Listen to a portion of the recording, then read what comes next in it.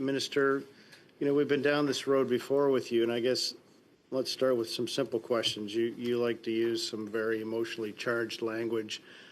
How many Canadians don't have a family doctor? Just the number. Simple. Well, according to the most recent report that was just released by CIHI, it depends on province. So you say Ontario is at 88% who do. Just the number. The lowest province about 79%. Territories are lower, particularly Nunavut being the lowest. Minister, I'm going to interrupt you because, again, you and I have gone down this road many times, and you said you've read the report. How many? I'll say it perhaps slowly and clearer for you. How many Canadians across the country? It's known to be about 82% have. Excuse me, Minister. Okay. Don't interrupt me. This is not your time for question. You'll have lots of time when you're in opposition to ask questions, if you so desire, or if you're able to keep your seat. That being said, how many Canadians don't have access to primary care in Canada? Just the number. It's estimated at 6.5 million. Actually, if you read the CIHI report, it says 5.4 million adults, correct? Correct. Yeah. So tell me this, is that number going up or going down? In every province and every territory, with I believe one exception, that the access to doctor is improving. There's been more doctors added, more nurses added. That's in the baseline CIHI report, so that's actually before our investment again, of $200 billion. I don't think that's what I asked you, is the number of Canadians who do not have access to a primary care physician going up or going down? Access is going up. That in the baseline report, we see every province and every territory access to more doctors, more nurses in almost every jurisdiction. That's a baseline report. That is before the interventions of our signed agreements with every province, every territory, $200 billion being applied. But we know and I very could talk clearly, about all the different ways that we're improving that circumstance, but conservative cuts certainly of that stuff. Again, if you don't want to be respectful, why do you even bother coming here? I'm sorry, I don't find your questions or your demeanor respectful, so I don't know why I should reciprocate something that is not extended. Point of order, Speaker. Point of order, sir. Yeah. Thank you, Chair. So I'm patiently listening to Mr. Ellis's questioning, and I'm failing to see any relevance to the topic in hand, which is this particular bill dealing with natural health products. So unless he's got a long-winded way of getting to the presentation that we heard and the bill that we are reviewing, like him to focus on the bill that we're talking about. Thank you. Yeah, I think it's valid. I'm not sure that there's a connection between access to family doctors and this private member's bill. This is not an examination of estimates where it's much more wide open. So Point of order, though? I do hope and expect that Dr. Ellis will get to the point. And I think it is a valid point of order. Did you have another one, Ms. Goodrich, or is it on this point? I have a point of order on this point of order. The minister just very clearly said that he doesn't plan on respecting my colleague because he has decided that that is not something he's going to do. I don't think that is befitting of a formal committee meeting. I think there's I think it's reciprocal, quite frankly, and it's too bad. The witness merits respect, as does the person posing the question, and that's. Why don't we treat everyone with respect around here, please? I wouldn't pin it on one side or the other based on what I've heard so far. Did you have something you want to say, Minister? My reflection was simply that if I'm attacked and treated in the way that I am, I'm going to respond. And absolutely, I'm here to answer questions. Okay. But I would suggest, Mr. Chair, that perhaps we could start with things germane to this bill. Chair. Point of order, realistically, to the witness. Who controls this committee? Is it you, Chair, or is it the minister? Please, Dr. Ellis, the minister has the floor. This is ridiculous. The minister has the floor. Ridiculous. I do not. I can tell you that and look, I was in opposition. I've been in the position that they are in, where you ask questions. Okay. And I am saying that there's not only is the conversation not relevant, but I don't think that it's at all respectful. Thank you, Minister. Now, Mr. Doherty has a point of order. Mr. Chair, it is commonplace within this committee, as well as other committees that I've sat on, that the length of a question is then therefore applied to the length of the answer. Where the frustration comes with this minister is that he tends to go on beyond the length of the time that it took to ask the question. As you know, members are given a specific allotment of time, and it is frustrating when you have ministers appear, not just this minister, but other ministers appear. And I know that this minister is well versed in the art of what we call ragging the puck, and so are other ministers, taking up the time of each member.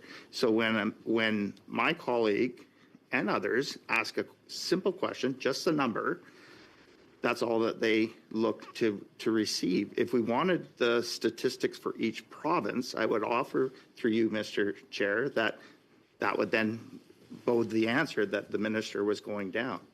I can see that my colleague has done research and has a number of questions that he would like to ask. So I would ask through you to our minister, is that if and when he can be concise, to please be concise. A point of order, Chair.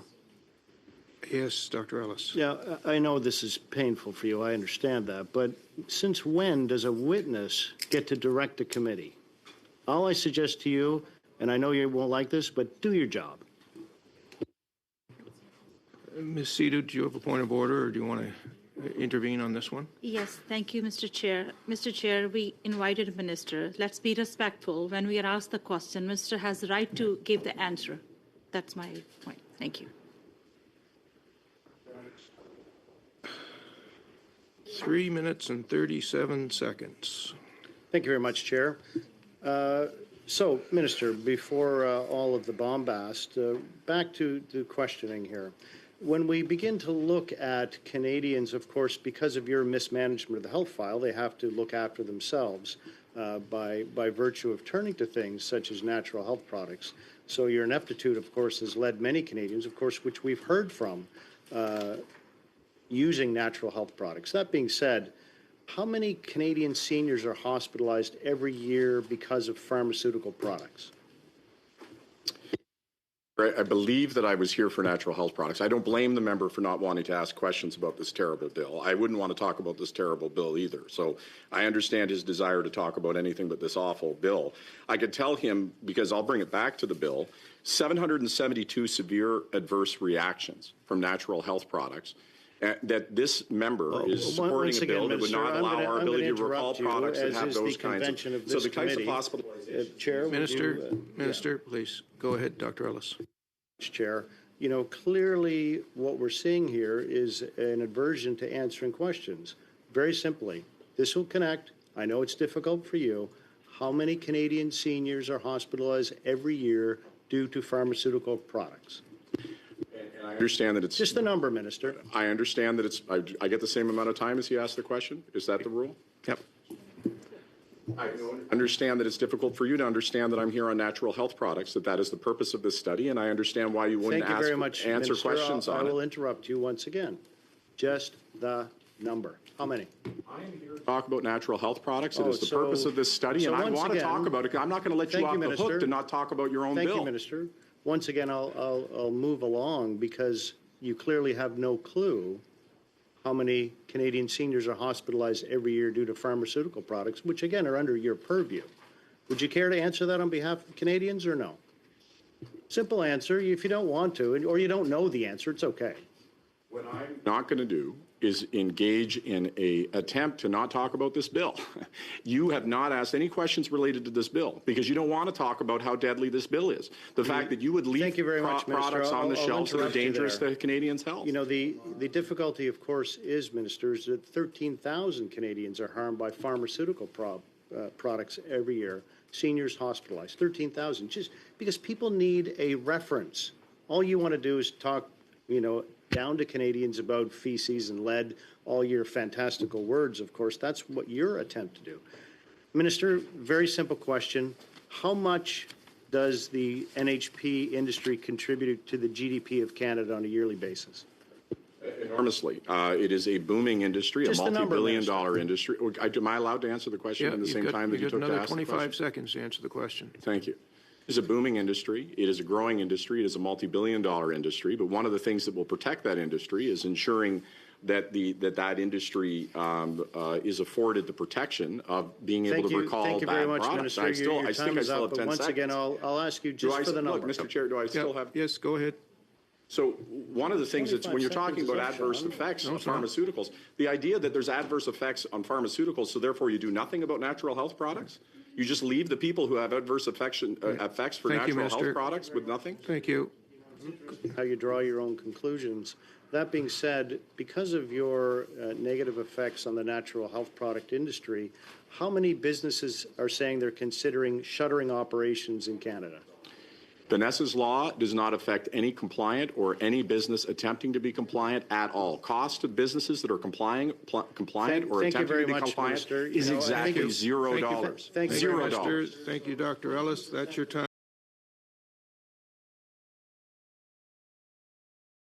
Minutes, please. Thank you, Mr. Chair.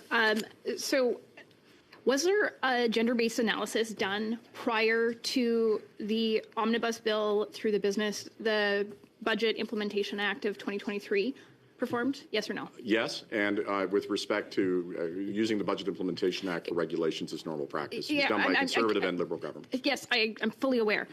Was a gender-based analysis specifically done on the natural health product piece? The answer is yes. We'd be happy to provide it with you. Please table it with the committee. So my next question is, did you look at the impacts on traditional Indigenous medicines and how this will impact them? Because this is going to be devastating to traditional harvesters. No, it won't be, because it only deals with non-compliance and those who aren't trying to comply, so it would in no way affect those that were trying to comply with Health Canada regulations.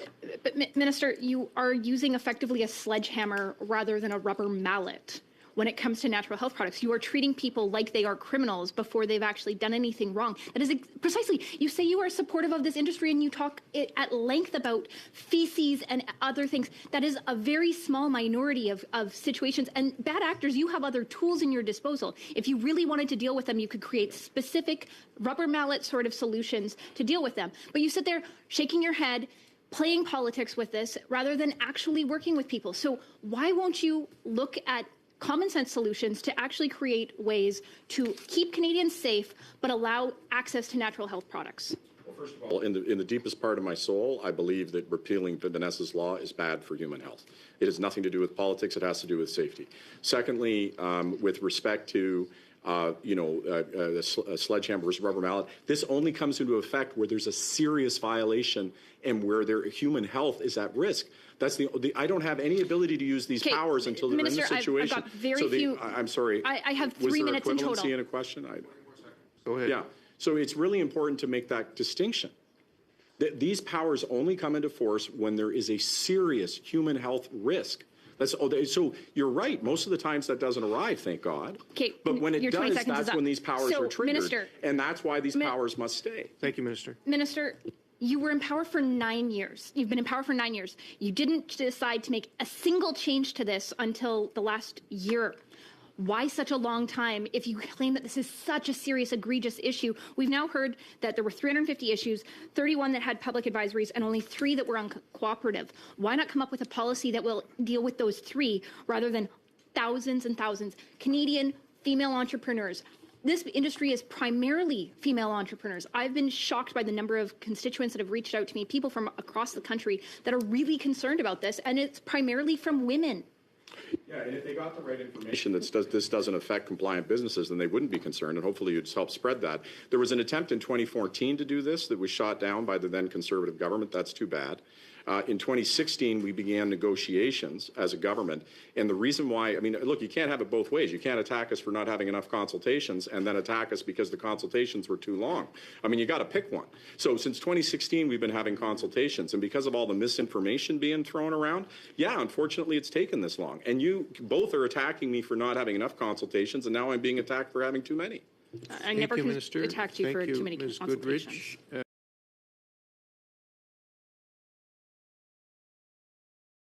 That you have an opening statement. I propose that we proceed directly to questions with the Conservatives.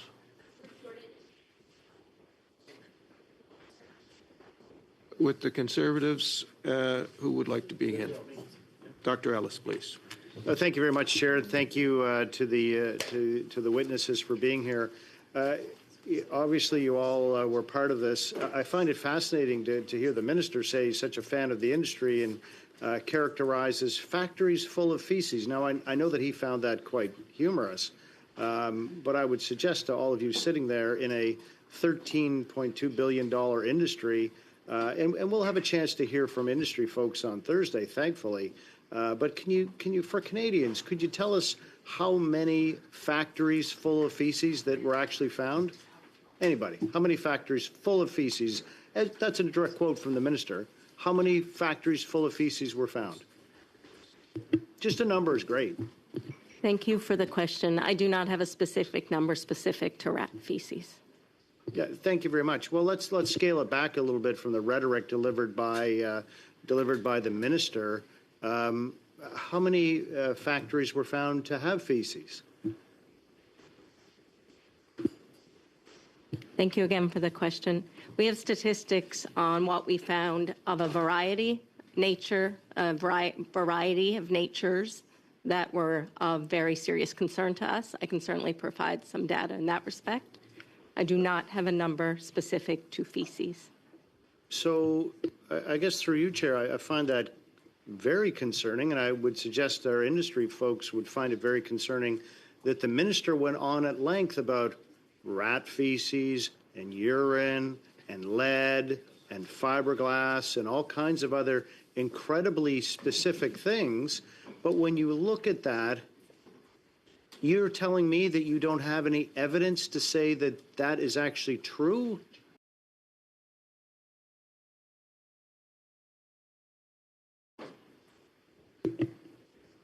Thank you for the question. No, that is not true. We have evidence. We have been undertaking proactive inspections of facilities in this industry. And I want to underline, we have very compliant players in this industry. But for example, in 1 year, after undertaking proactive inspections, we found 42% of sites that had non-compliances or conditions that were of serious concern. Thank you very much, Ms. Holiday. I mean, again, you know, I'm asking very specific questions here to which, sadly, on behalf of an industry that, again, is $13.2 billion to Canada's GDP, 92,000 jobs, and I would suggest to you approximately 70 to 90% are female entrepreneurs in small and medium-sized businesses. We just had a minister here with his bombast and utter foolishness suggesting that there were factories full of rat feces and urine, and you're telling me that you can't even tell me how many of these factories there were or if it's even actually true? I can say that we have seen feces and urine in sites. Exactly how many, I can endeavor to find out. I do not know the exact number. I do think the example the minister was given was an attempt to illustrate the high bar at which we would want to use a tool like mandatory recall. It would be in very exceptional circumstances. Thank you very much. You know, with all due respect, of course, you know, that's the expectation that folks would have. You would expect, I suspect, in your own home that you don't want any rat feces or urine. That sometimes may happen. That doesn't mean you're a bad person or you're unclean, et cetera. And I agree with the fact that, you know, that recall power would be very important. But once again, with all due respect, I have asked now, this will be the third, perhaps the fourth time, that the ministers quoted these things very specifically. But what you're telling me is that, well, I think it existed, but I can't tell you how many times or how many places of manufacture were actually affected by it. You can't give us a number. Is that true? With all due respect, I did not say I think. We have had instances. How many? I would want to go back to my team and look at inspection reports. I do not want to give you an inaccurate number, but we have found these problems on site. So there is no, I think, or confusion on that point. Right. So you have these reports. So we would expect you then to table them to this committee by Friday. I will talk to my team about the contents of an inspection report, including such things as confidential business information, but I will table whatever we are able to table. Thank you very much. And I guess through you, Chair, once again, we're back to this issue of production of documents, aren't we? It is my understanding, of course, that here we're actually here to shed some light on things. We're not here, much as Dr. Sharma did last time, made some wild allegations, which, again, what we were told when we asked for those documents to be tabled was to go find it yourself. And you know what? That is when the industry, of course, used the esteemed company Deloitte to create a report to suggest how many injuries actually happened, or as Dr. Sharma would have suggested, the hundreds of deaths. But that being said, once again, you're stonewalling a committee who is asking you for documents. You've never actually said, yes, I will provide those. Just tell me, provide those reports, please. A simple answer, yes or no. Table them here to this committee. There's no attempt to stonewall. I will provide whatever I can, and in fact, I've already asked my team to start working on that. Thank you very much. But once again, we hear this language through you, Chair. I'll provide what I can. Provide the reports which the minister states have factories full of feces. This is ridiculous. Point of order from Mr. Naqvi. I don't understand how Mr. Ellis feels that he is effective by being I don't think this rude. is a point of order, Well, Chair. This is I'd like and- to hear it, and then I'll decide. Thank you. By being rude and taking a belligerent tone to really hardworking members of the public service. They are doing their job. They are not partisan actors in this endeavor. They are subject matter experts who are here to assist this committee to have thoughtful deliberation. And by attacking them in manner in which Mr. Ellis is doing that right now and has done so in the past, I don't think Thank really you. helps Thank you. any one of us. Thank you, Mr. Naqvi. Although I agree with you, it isn't a valid point of order. If that's the way Dr. Ellis wants to comport himself, it's not against the rules of Parliament or the rules of procedure. Dr. Ellis, you have 30 seconds. much, Chair. You know, trying to get answers on behalf of Canadians, I don't think is inappropriate. I'll turn the rest of my time to Mr. Doherty. Real quick, to our witnesses, the minister said that he was interested in a robust discussion regarding this, and that I believe he said over 4,500 consultations have been done. To our witnesses, was the Canadian Health Food Association part of those consultations? Yeah, certainly the Canadian Health Food Association is one of our key stakeholders with respect to natural health products. Beyond the kind of formal consultations that we have with larger groups, there's a lot of direct So they were- conversations they with were them. They were, yeah. And as well as this department and deputy minister, and then individual consultations as well. Thank you. Thank you, Mr. Doherty.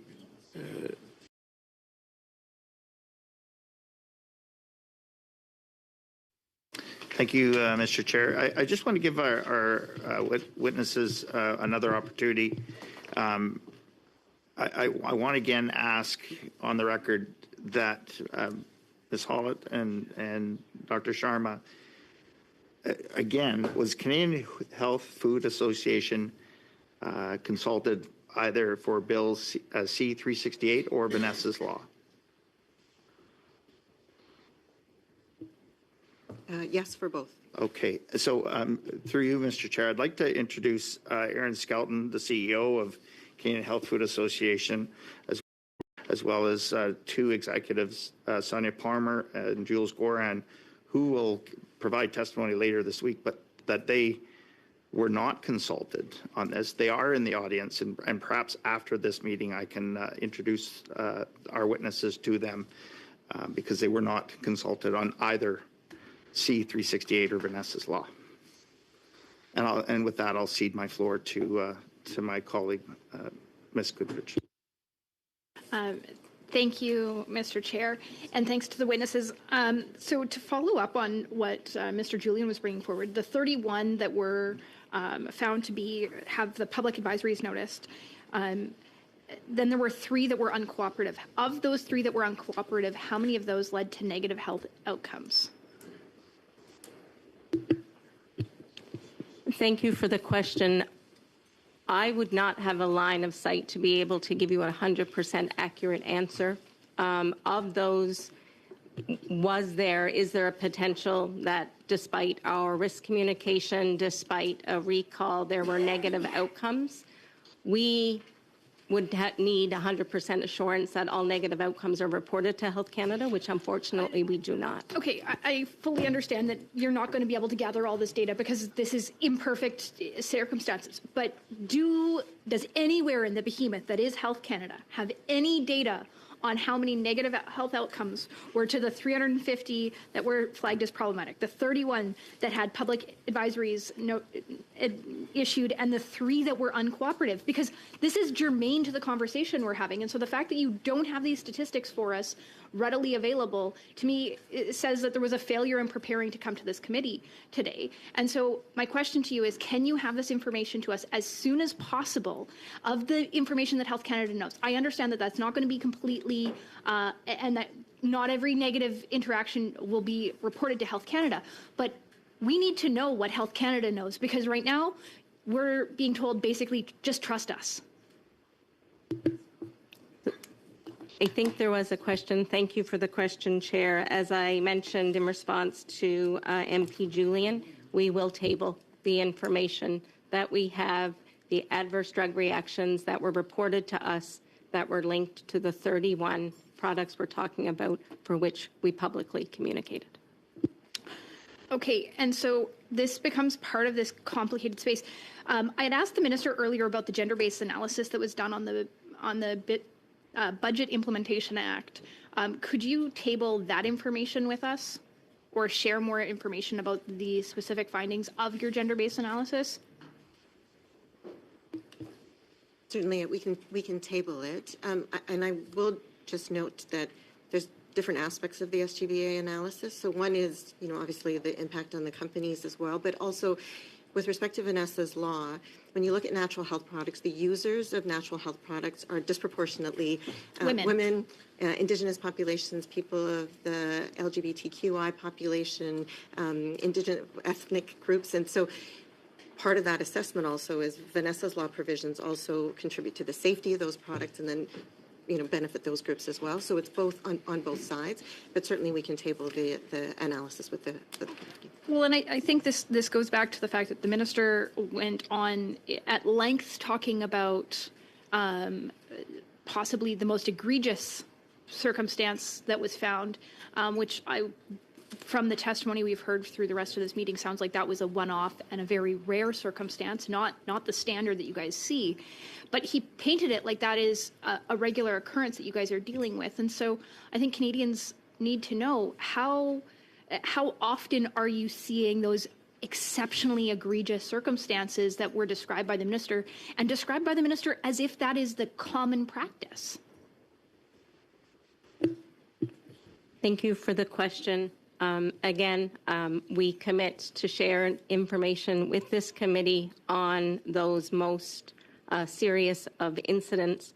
What I would add, although not all rat urine, feces, what you can tell from the stats we've already provided is that in the last 5 years, there were at least 31 where whatever the circumstance was, whether it was contamination, whether it was sanitary conditions, we believed the bar was met to need to warn Canadians about products and conditions and risks. So that's 31 in 5 years. Thank you, Ms. Hollett.